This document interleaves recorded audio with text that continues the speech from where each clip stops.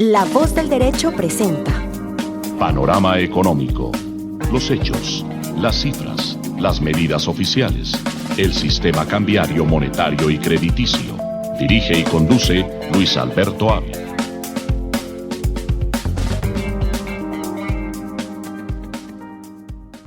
Muy buenas tardes, bienvenidos a Panorama Económico con la dirección general del doctor José Gregorio Hernández Galindo.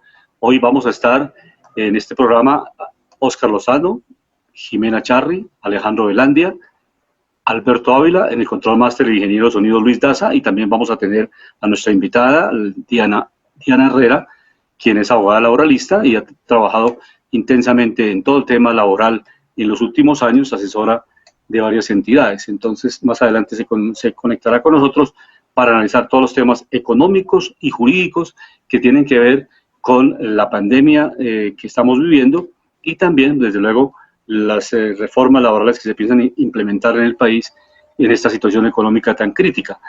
Inicialmente, profesor Lozano, vamos a trabajar un tema distrital. Vamos a iniciar con nuestro panorama distrital y tiene que ver con la pobreza vergonzante, que realmente no es de ahora, siempre ha existido. O sea, las familias que en un momento determinado tuvieron buenos ingresos, pero que el desarrollo del mismo sistema capitalista, muchas empresas que se quiebran por obsolescencia tecnológica, otras personas que no alcanzan a tener su pensión a pesar de haber trabajado muchos años de vida y pueden tener inclusive inmuebles, casas, apartamentos costosos, pero realmente no tienen en ocasiones ingresos ni para pagar los servicios públicos, los impuestos, el impuesto predial, las distintas compromisos diarios que tiene toda familia en su diario trasegar. Entonces, estas familias realmente se ha venido ese común denominador de la pobreza vergonzante, porque realmente no están ni en la miseria absoluta, no están en la indigencia, pero tampoco tienen las condiciones de vida favorables, aceptables.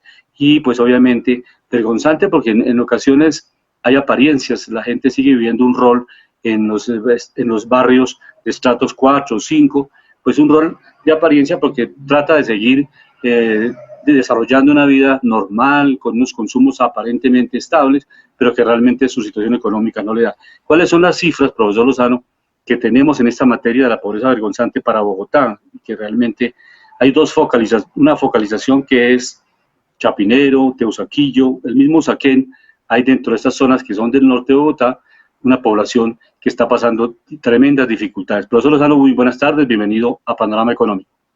Muy buenas tardes, doctor Alberto Ávila, muy buenas tardes, queridos colegas, compañeros de mesa. Un saludo para nuestros oyentes que nos sintonizan a esta hora de la tarde y un saludo también para el doctor José Gregorio Hernández Galindo, nuestro director. Como usted lo acaba de señalar, pues iniciando este comentario sobre lo que pasa en la ciudad de Bogotá, en el distrito capital, pues es bastante preocupante por varias razones. La primera, que el aumento de la pobreza y el desempleo han sido prácticamente... ¿Se podría subir el volumen? Han sido prácticamente la clave, el resultado de este aumento de la pobreza y el desempleo en Bogotá. En Colombia, vale la pena señalar que ha habido un crecimiento de la clase media entre el 2002 y el 2011. Pasó de un 16% a un 25%. Pero en la clase media hay algo que se denomina la pobreza oculta. Esa pobreza oculta se expresa en varias circunstancias, tiene varias radiografías. Una de ellas es el empobrecimiento paulatino. ¿En qué consiste ese empobrecimiento paulatino? Ese empobrecimiento es que la gente ha venido sintiendo el deterioro de su ingreso, de su poder adquisitivo año tras año. Eso por un lado. Por otro lado, que esta situación crítica se ha sentido en tres estratos principalmente, en el estrato 3, en el estrato 4 y 5. Es una pobreza coyuntural que si no se interviene a tiempo por parte de las autoridades nacionales y del gobierno distrital, oportunamente, se puede convertir, como lo llaman algunos analistas, en una pobreza crónica.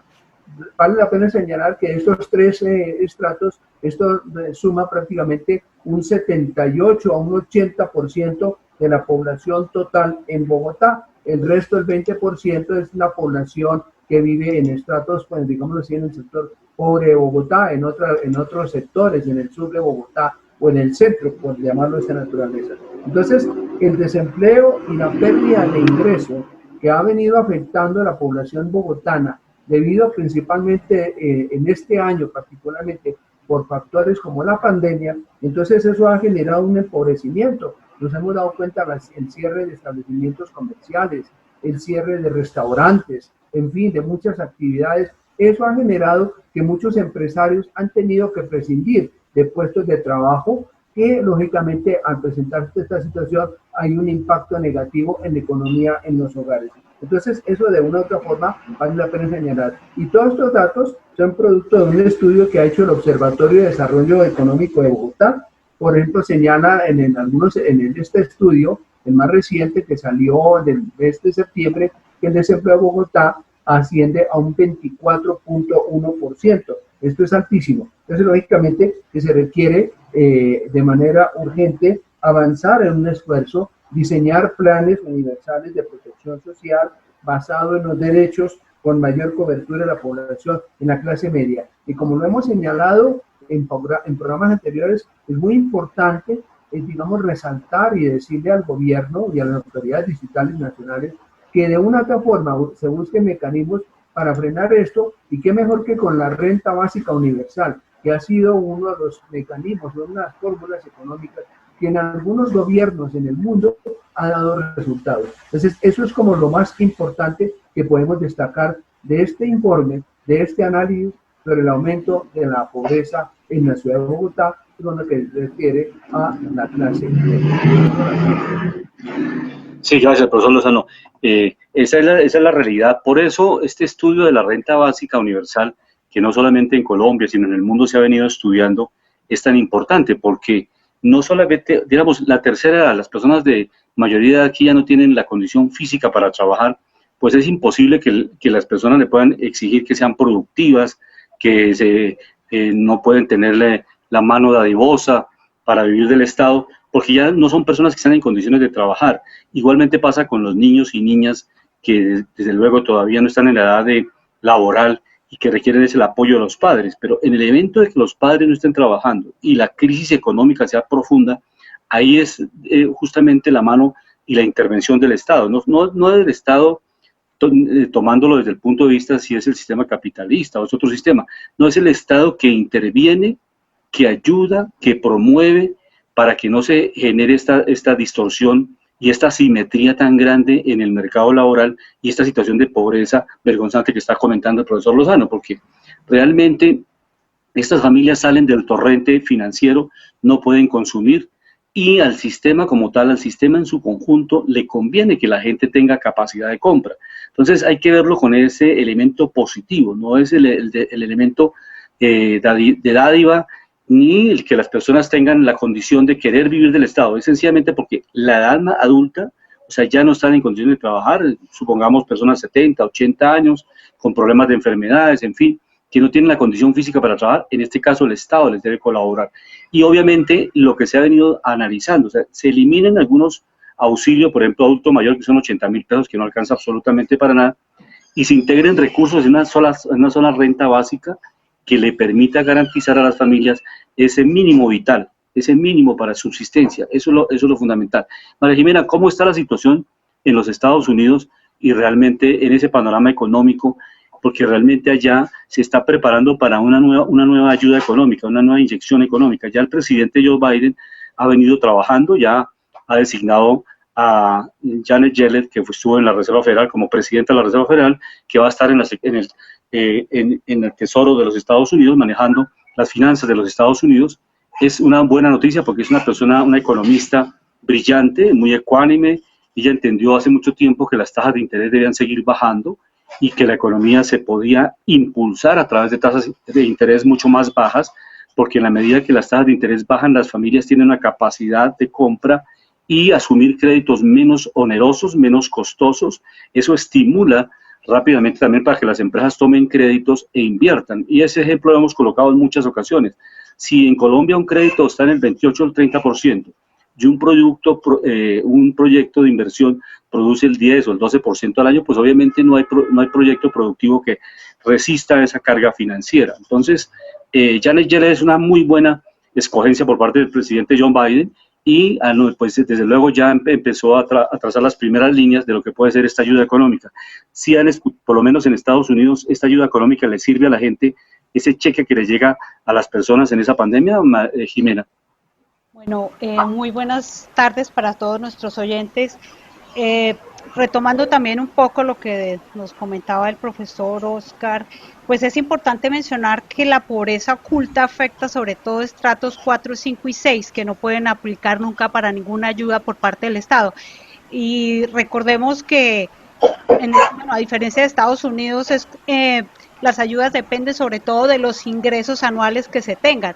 En cambio, en Colombia, pongamos un ejemplo muy aterrizado, y es una persona que vive en estrato 4 y 5 nunca va a poder recibir ayuda por el estrato, más no por el ingreso que tenga. Entonces pueden vivir en estrato 5, 6, estar sin empleo actualmente pues por esta pandemia, y no tienen forma de aplicar a ninguna ayuda. Incluso también cuando se solicitan becas en las universidades privadas, si la persona vive en estrato 5 y 6, no le van a dar la ayuda. Entonces, digamos, eso es como la diferencia. En Estados Unidos es de acuerdo a los ingresos obtenidos que se pueden solicitar las ayudas dependiendo de estos montos.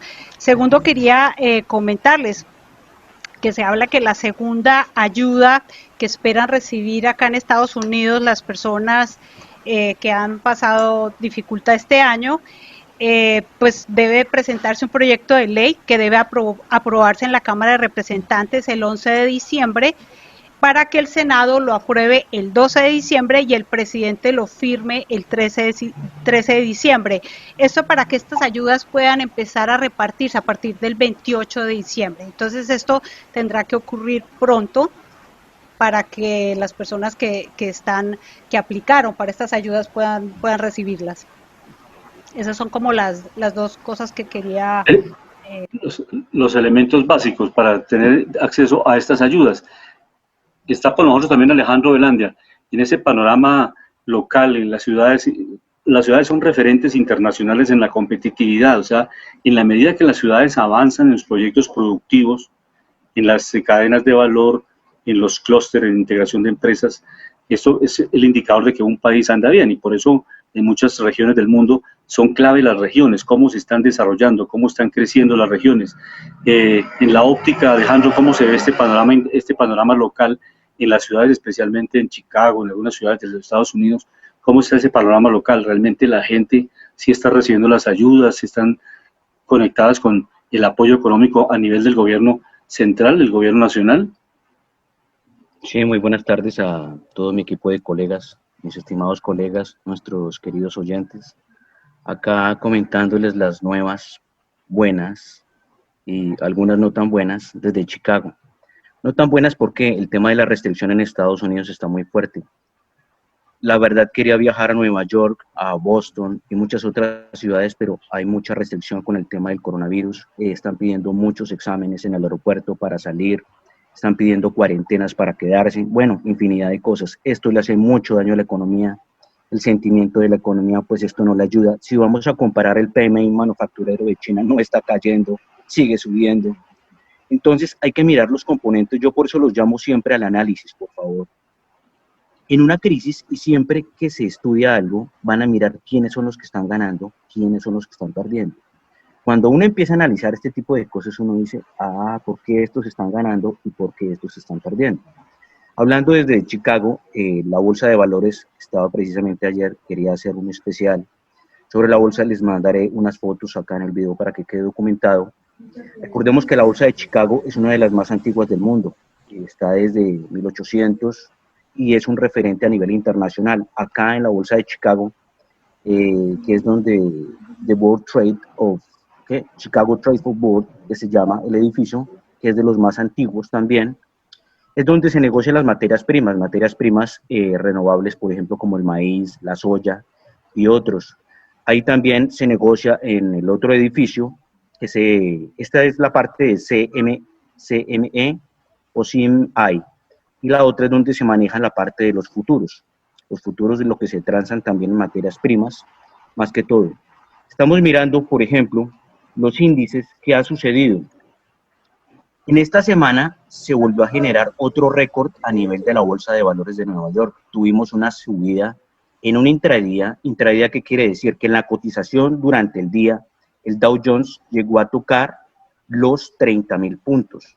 Obviamente, esto gracias, vuelvo y repito, siempre que pasa algo hay que analizar el por qué sucedió. ¿Por qué suceden este tipo de cosas? Porque es que Donald Trump generó un estímulo a las compañías de bajar el impuesto cuando llegó a su administración de 14 puntos porcentuales. Eso quiere decir más o menos como unos 1.400 puntos básicos. Es muchísimo. ¿Qué es lo que está proponiendo la administración de Joe Biden? Subir los impuestos del 21 al 28 o 29%. Pero ¿qué es lo que hay que mirar? La competitividad de Estados Unidos no se puede seguir cayendo. Resultados positivos que hablábamos. Donald Trump dejó a Estados Unidos antes de la pandemia independiente energéticamente. A Estados Unidos, recordemos, le tocaba armar guerras en Medio Oriente porque dependía del petróleo externo. Hoy en día es exportador. Cifras de antes de la pandemia. Otras noticias importantes, que aparte de que la bolsa estaba creciendo, esto es positivo para los pensionados en Estados Unidos porque muchos de sus bonos pensionales y muchos de sus ahorros pensionales están en compañías que están en la bolsa de valores. Si obviamente eso se duplica o se triplica, pues obviamente el bono pensional también se triplica o se duplica. Entonces aquí ganan todos y precisamente es una economía de mercado que es incluyente, es positiva. Citando una cosa que hablaban con la pobreza vergonzante, aquí también se está viendo algo de pobreza vergonzante y eso que en Estados Unidos se generan estímulos de paquete directos a las casas de las personas. Pero más sin embargo hay mendicidad, hay también gente, pues no como en Colombia, pero sí hay gente pidiendo dinero en ciudades como Miami, sobre todo la parte de South Beach, en Chicago también, pues se ve no muy frecuente, pero una cosa sí que sí veía desde hace un tiempo es que acá en Estados Unidos se está volviendo muy famoso el término del homeless. Homeless son los sin casa, supuestamente los indigentes, pero acá les tienen este término, son los homeless, pero precisamente el gobierno les tiene ayudas y todo, pero ya es gente que anda muy en las drogas, es gente que está muy dependiente de esto y ya se volvió es como un estilo de vida.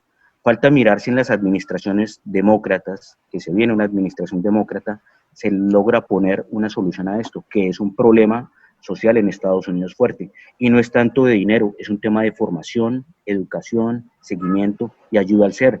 Porque es que muchos me comentaban, recogiendo sentimiento de la gente acá, respecto a lo social. La gente, ¿por qué se mete en las drogas? No porque es que quiere ir a buscar un vicio y meterse una traba todo el día, no, es por la soledad que tienen, por la depresión que tienen en torno a que se vuelven precisamente a veces o unas comunidades muy frías o muy independientes, y esto es lo que lleva precisamente al ser humano a buscar un refugio, un escape a su situación. Esto trayéndoles algo del sentimiento de la gente con respecto a lo social, que también nos gusta trabajar acá lo social. Miramos, por ejemplo, algo importante, las tasas de las reservas federales a nivel mundial. Aquí recordemos que Chicago, también les voy a pasar una foto muy interesante, una de las reservas federales más importantes de los Estados Unidos, que queda también al lado de la Bolsa de Valores, donde se transan las materias primas, es la Reserva Federal de Chicago. Es un gran componente a nivel también nacional, donde también se toman decisiones, esto con la de Filadelfia, la de Nueva York y otras, donde se toman las decisiones de política monetaria, la emisión de dinero y la deuda pública. Miramos, por ejemplo, la Reserva Federal de los Estados Unidos. En este momento la tenemos en el 0% al menos 0.25%. Ya está rondando del positivo al negativo. Estamos mirando la tasa del Banco Central Europeo. Sigue en el 0%. El Banco Central de Inglaterra, Reino Unido, vemos su tasa en el 0.10%. Unas tasas que están muy bajas. Banco Central de Suiza, su tasa está negativa en el 0.75%. Banco Central de Suiza es muy importante a nivel mundial. ¿Por qué? Porque es un gran referente, lo manejan a veces como tipo fondo, porque es gran refugio para los capitales internacionales por excelencia. Banco Central de Canadá, miramos que su indicador en la bolsa, su indicador en la tasa representativa en la central del mercado, lo vemos en el 0.25%. Economías como la de Japón y la de China, recordemos que China está tratando de centrarse en generar un bloque económico que se llama la ASEAN y está tratando de meterse al bolsillo a Japón, a Corea del Sur, a Australia, a Nueva Zelanda y otros países. Esto es peligroso también para Estados Unidos porque estos países han sido influencia de Estados Unidos. Entonces toca mirar la nueva administración que hace con respecto a esto. Miramos que la tasa de intervención del Banco Central de la China está en el 4.35% y el de Japón está, esto no es nada nuevo, ellos llevan hace ya un tiempo con una tasa negativa, está en el menos 0.10%. Y en otros países importantes como Sudamérica, que es la economía más grande del cono sur, miramos a Brasil con su tasa de intervención en el 2%. Temas de materias primas, por ejemplo, como las que se tragan en Chicago, el aceite de calefacción, el trigo, el estaño, el níquel, y el cobre, el banano, el azúcar. Aquí se transa mucho en materias primas también que son renovables, recordemos, y también es una de las bolsas de valores más importantes del mundo. Las bolsas más importantes del mundo, recordemos, son Londres, Nueva York, Chicago, Singapur y Hong Kong. Son de las más representativas del mercado. De pronto se me escapa una que otra, pero estas son las más representativas. Perfecto, Alejandro. Muchas gracias por ese análisis a nivel internacional y qué está pasando en los Estados Unidos. Profesor Lozano, ¿y las ciudades, cuáles son las ciudades más caras del mundo? Las ciudades más caras del mundo, vale la pena señalar, son las ciudades de París, Francia, Zúrich, Suiza y Hong Kong. Son en el momento las ciudades más costosas del mundo, conformando ese trío de ciudades con el costo de vida más alto del mundo. El año pasado, y con este estudio que ha enviado, que hizo el semanario norteamericano The Economics, señala que han reemplazado a naciones como Singapur, ¿no?, a Osaka en el Japón. Y el impacto, fíjese bien, de la pandemia en el dólar es el principal generador de este incremento del alto costo de vida en estos países. La pandemia del COVID-19 ha hecho que el dólar pierda valor, es decir, se inicia un proceso de devaluación o depreciación, como se conoce en los términos económicos, a diferencia de las monedas del oeste y la parte central de Europa y del norte de Asia, teniendo mayor revaluación el alto precio con el cual se cotiza el euro, la libra esterlina y también el franco suizo. Por otra parte, esta situación también se refleja en ciudades de Estados Unidos, como el caso de Nueva York, como el caso de Los Ángeles, principalmente, que son las ciudades en este estudio, ¿no?, con mayor costo de vida, con lo que corresponde a Estados Unidos de Norteamérica. Sao Paulo, la ciudad de Sao Paulo en Brasil, la ciudad de Lima, Perú, en Sudamérica, son las ciudades más costosas. Pero llama la atención en este estudio, queridos colegas, el caso de Venezuela. Venezuela representa, según este estudio de Economics, un costo de vida más o menos moderado, por no decir la tendencia hacia abajo, por el valor ínfimo o el valor mínimo del bolívar. Y aparece en una lista de 180 países, aparece en el puesto 134 debido a esta situación. Colombia aparece en el puesto 68, por debajo de ciudades como Buenos Aires y Costa Rica.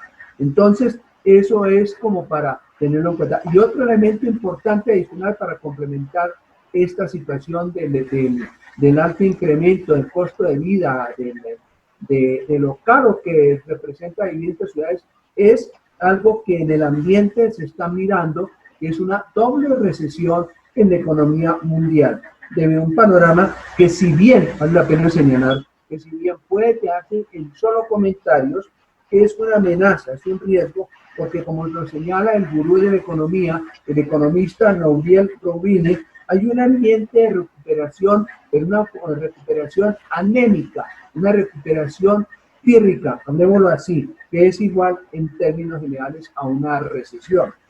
Tim Williamson, economista europeo, también afirma que la zona del euro principalmente está presentando un alto riesgo de una segunda oleada de recesión, teniendo en cuenta, vale la pena señalar el concepto oleada de infecciones, es decir, una nueva etapa de confinamiento. La economía norteamericana no escapa de esta situación, tiene un panorama que ha avanzado un poco. La economía norteamericana hay que reconocerlo, The Economist dice que ha avanzado a pesar de la pandemia, han llegado a un crecimiento del 2.8 del PIB, pero que el año entrante, si se sigue aumentando el nivel de víctimas, de muertos, de contagios, en fin, puede descender a de menos 2.8 a tener un crecimiento del 1.8 o del 1.5.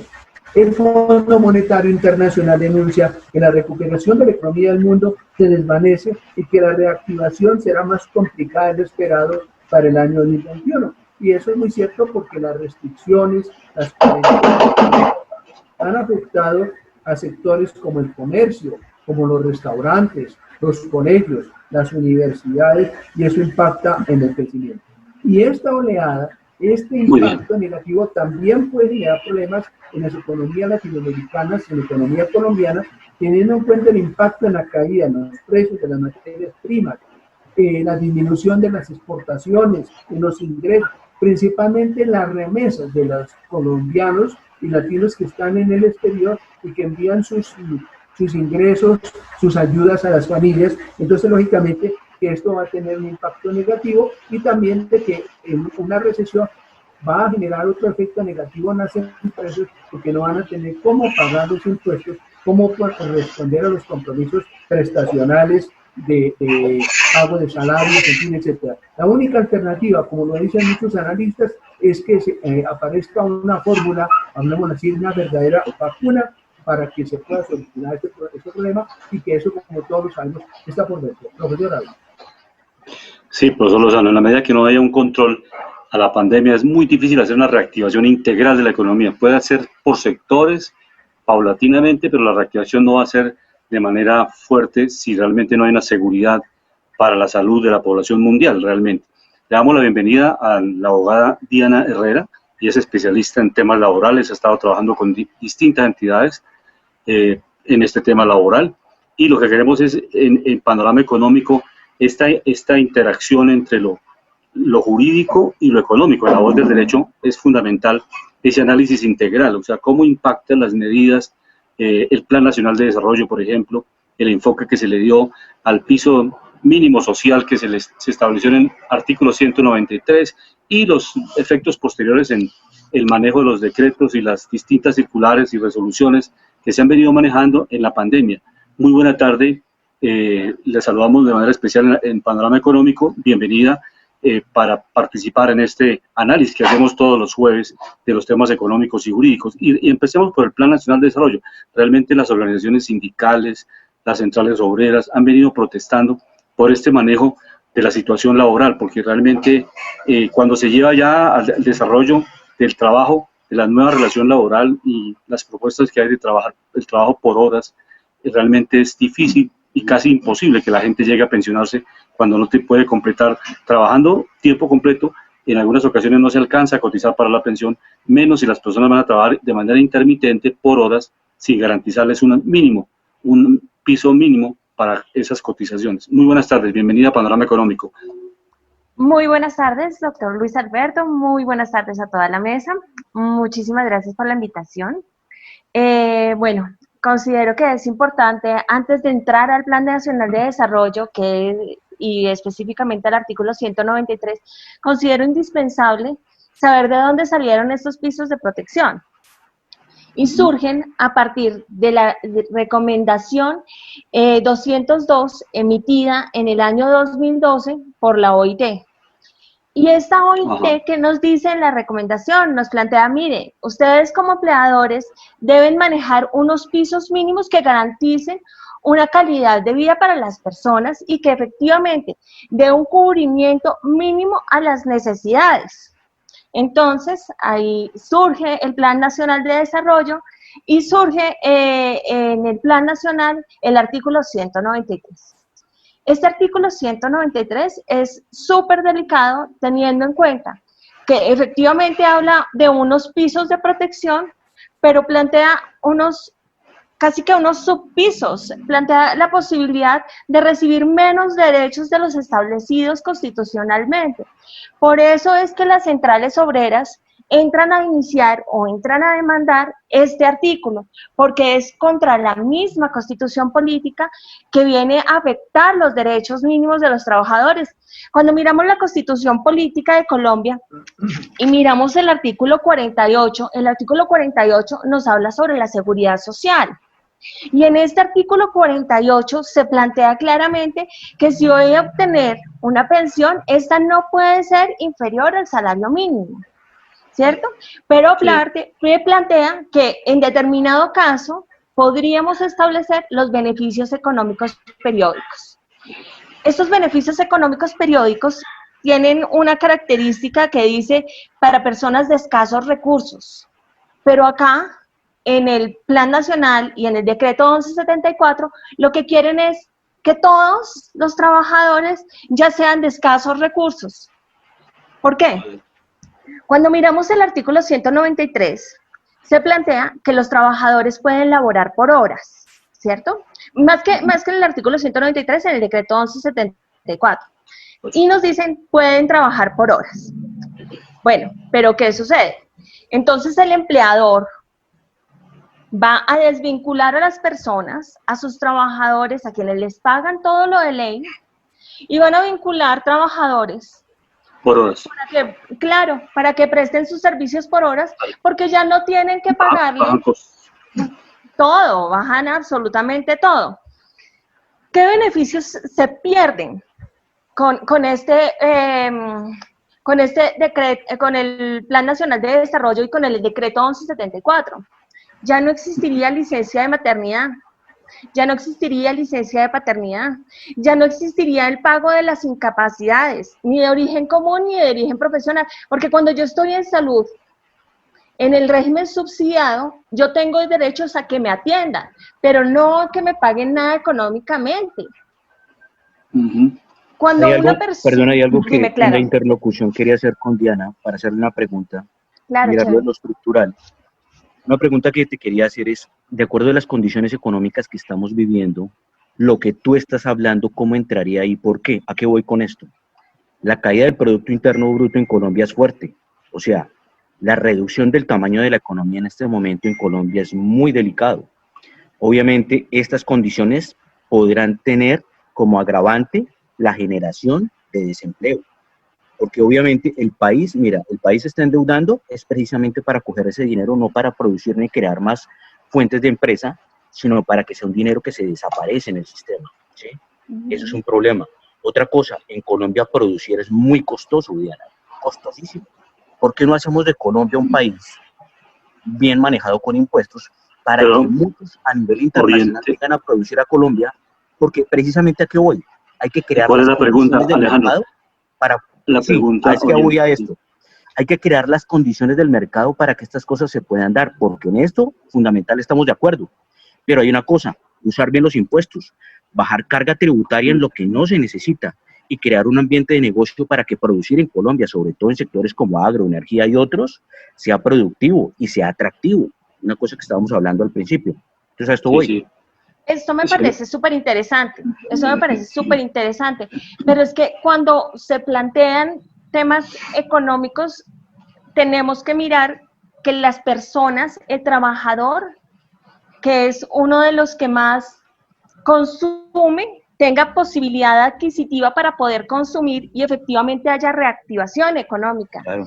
Si el trabajador lo precarizamos más de lo que ya existe, no va a tener posibilidades económicas y no va a tener capacidad de compra ni de adquisición. De acuerdo, Acá entonces ahí yo te digo algo. Dime. Entonces ahí yo te digo algo.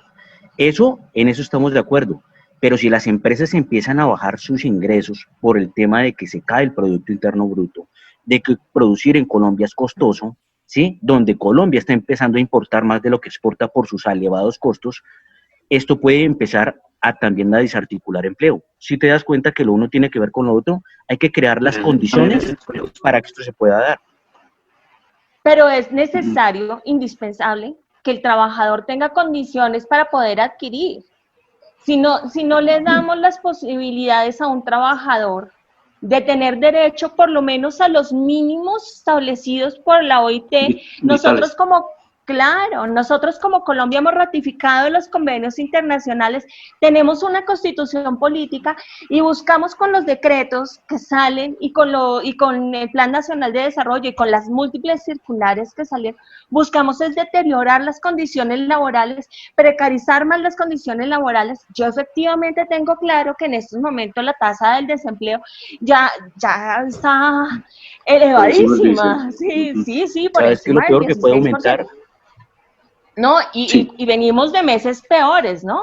Venimos de meses peores. ¿Sabes por qué? En Porque marzo y es que en abril en estos meses se va a ir viendo el coletazo que dejó precisamente el paro económico, porque hay muchas empresas que ya el tema de factor de competitividad por el tema de costos, de lo que te comentaba, es fuerte. Y otra cosa, que hay muchas empresas que no tienen caja. Y si no tienen caja y si no tienen que mostrar como resultados, pues ¿quién les va a prestar, no? Toca hacer un plan de choque, pero lo que hablábamos con muchos productores, toca bajar los impuestos para que ellos puedan producir a costos competitivos. Claro, pero el punto es bajar los impuestos, no ir en deterioro de las necesidades de los trabajadores, quienes son efectivamente los que están consumiendo. Parte del activo.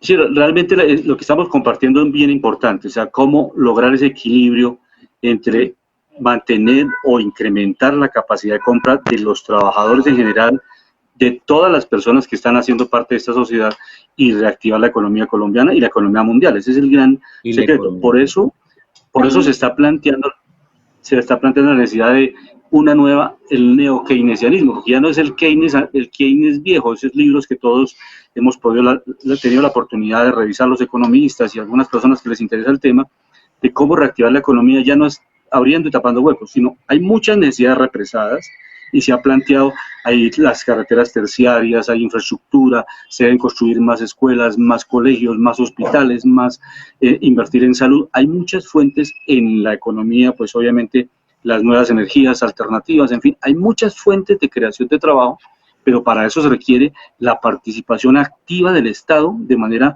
digamos, muy inteligente. O sea, cómo hacer esa generación de empleo a través del Estado inteligentemente, de manera proactiva, no para obstaculizar. Y en ese aspecto yo le quería hacer un paralelo. Yo les quería hacer un paralelo precisamente. Pero un segundito, ya termino. Mira, aquí mirando. Pero ya termino la idea. La idea central es cómo logramos, de un lado, controlar la inflación, que eso lo ha logrado el Banco de la República, y de otro lado, otro elemento que la Reserva Federal de Estados Unidos ya lo tiene, que es manejar también la responsabilidad del empleo. O sea, cómo la Reserva Federal de Estados Unidos no solamente mira el control de la inflación, sino también se ha responsabilizado por la generación de empleo. Y por eso es que aplica unos paquetes monetarios expansivos para estimular y darle la fluidez que requiere la economía. Es que eso si se revisa históricamente, en la medida en que no hay dinero en la economía, empieza un colapso económico. Entonces hay que reponerle ese equilibrio monetario que necesita la economía. No es para regalarla, sino para hacer la inversión que se necesita.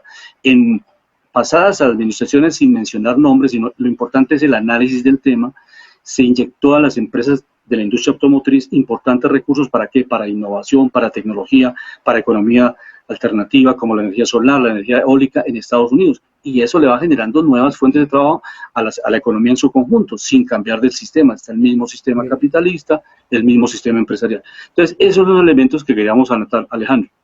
Sí, yo les quería hacer un paralelo y quería decirte esto, Diana, porque es que me parece interesante desde tu ángulo y también desde el tema de la economía, en el manejo real. Te voy a dar un dato. Mira, Estados Unidos llegó a tener su tasa de desempleo en el 3.5%. Eso pasó en marzo de este año. Fue un dato histórico. Mira, eso no sucedía antes de la pandemia. Hace 40, 50 años. Claro, se disparó la pandemia. ¿Sabes cómo llegó el desempleo? ¿A qué punto? 14.7%. Hoy en día, claro, en Estados Unidos la tasa bajó al 6.9%. Y es un dato mejor de lo esperado. ¿A qué voy con este conjunto? Hablemos sobre lo fundamental, pero creemos las condiciones del mercado para que esto suceda, porque es que hay una cosa: si los empresarios en sus ingresos, en sus balances, no tienen para pagarle a sus empleados, que como tú le indicas, uno de los grandes activos de las empresas, que en eso estamos de acuerdo, pero si no se crean las condiciones para que sean competitivos y puedan funcionar y evolucionar, pues Colombia le va a tocar seguir importando más y le va a pasar algo parecido a Venezuela, que destruye tanto su aparato productivo porque es con los costos financieros. Acá algunos de mis colegas solo hablan del costo financiero de los bancos, pero eso es otra industria que también tiene que ganar. ¿Por qué no vamos al tema de los impuestos? Porque es que Colombia, vuelvo y repito, se vuelve tan costoso para producir por el tema de impositivo. Si tú vas a sumar, mira, Colombia, el transporte de carga desde Bogotá a Buenaventura es más costoso que de Buenaventura a Shanghái.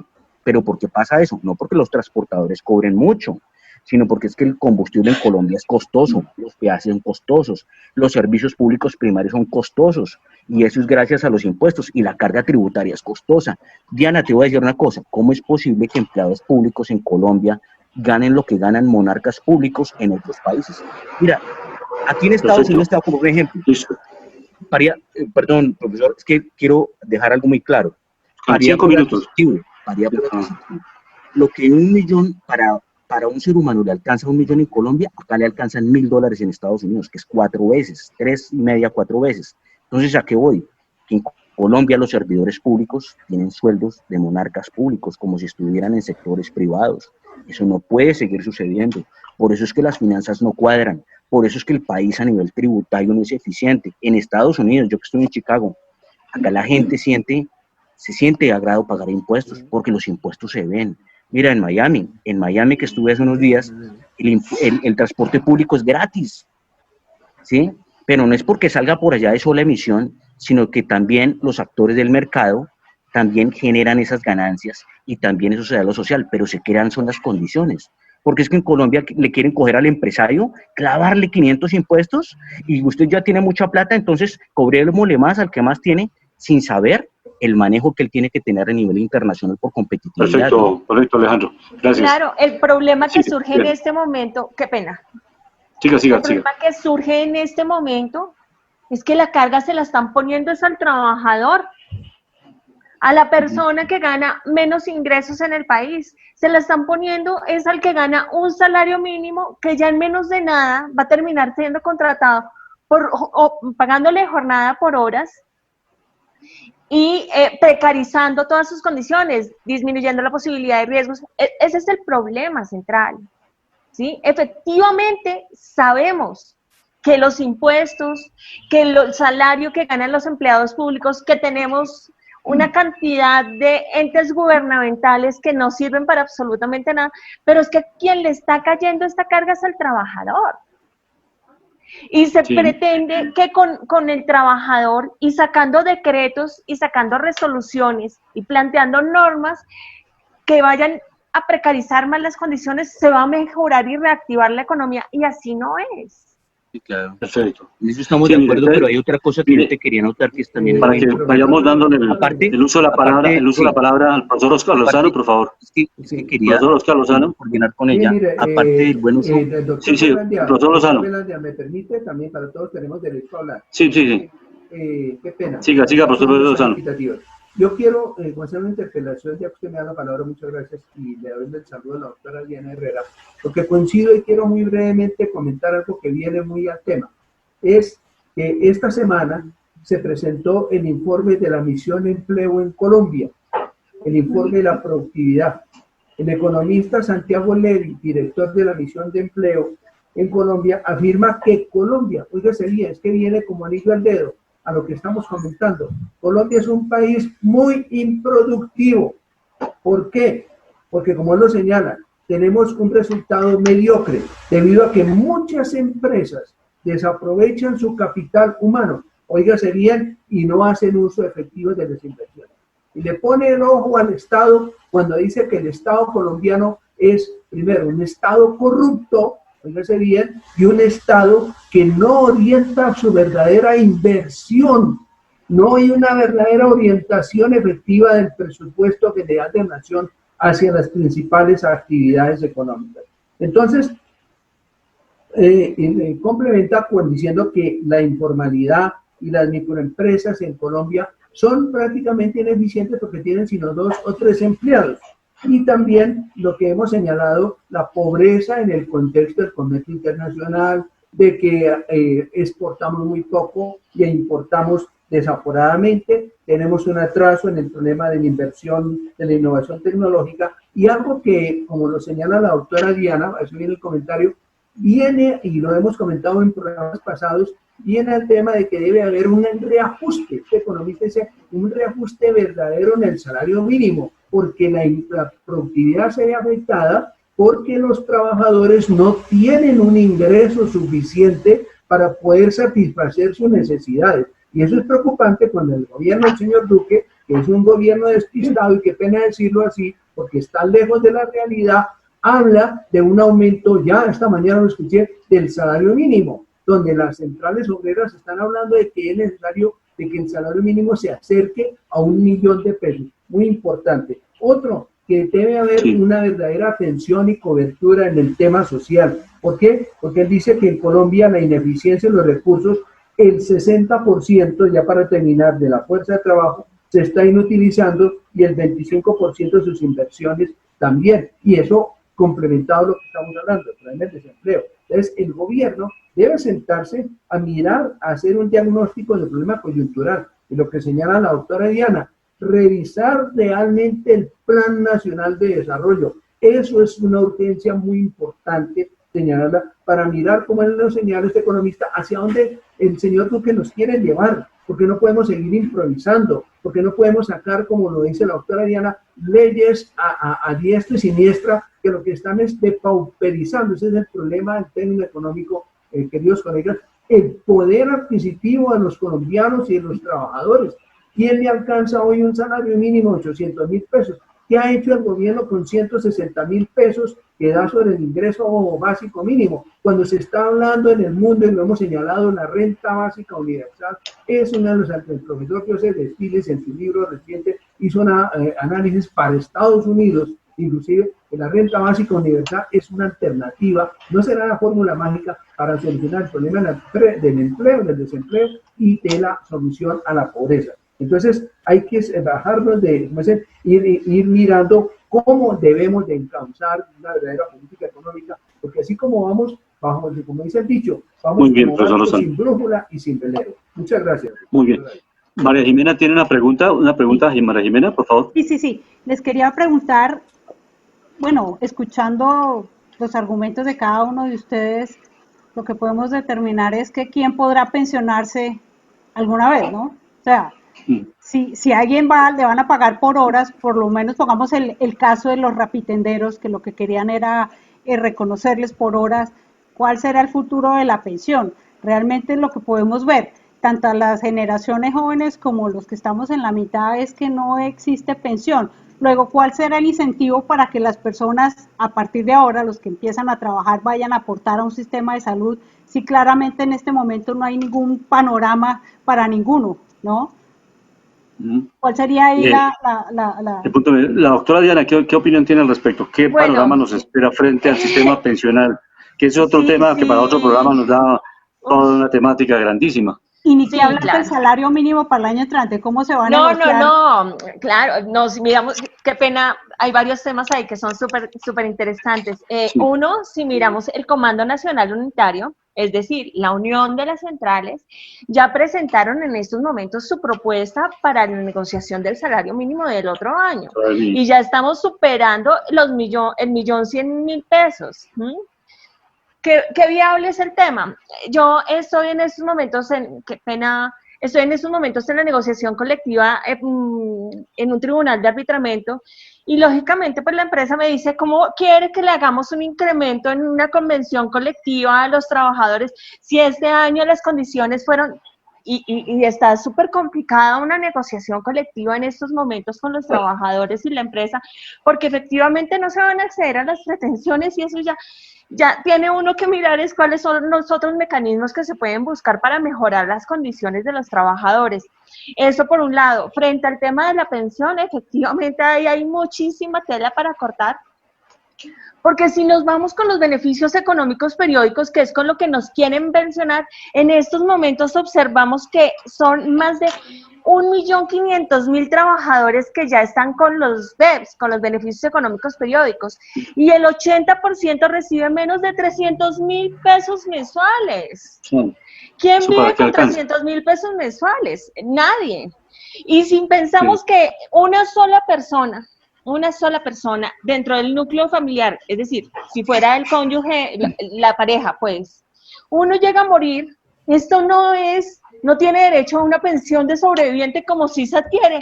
Es decir, que quien no tuvo la posibilidad de siquiera ahorrar el poquitico para obtener los bebés, va a quedar sin nada. Va a quedar en una total precarización. Y si miramos esto futuro, pues termina siendo una carga muchísimo más grande para el mismo Estado.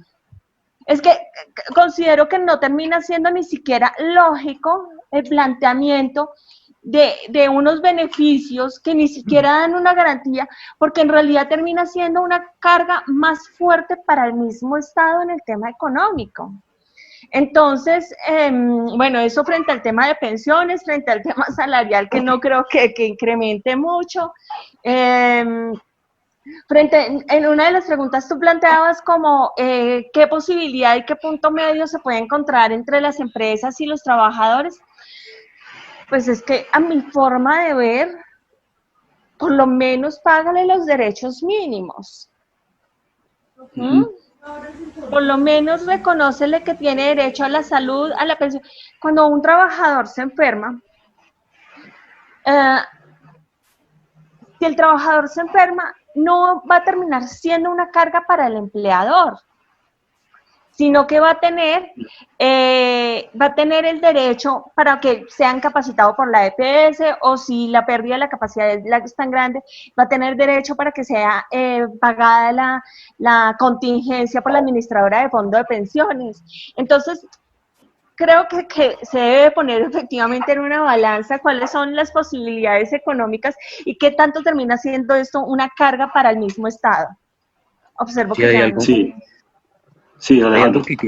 Algo que yo quería comentar, y qué bueno estos debates. 2 minutos de tiempo para terminar el estimada programa. Diana Herrera, mucho gusto, Alejandro. Oye, te quería decir una cosa, todo esto que tú anotes es muy importante y estamos muy de acuerdo.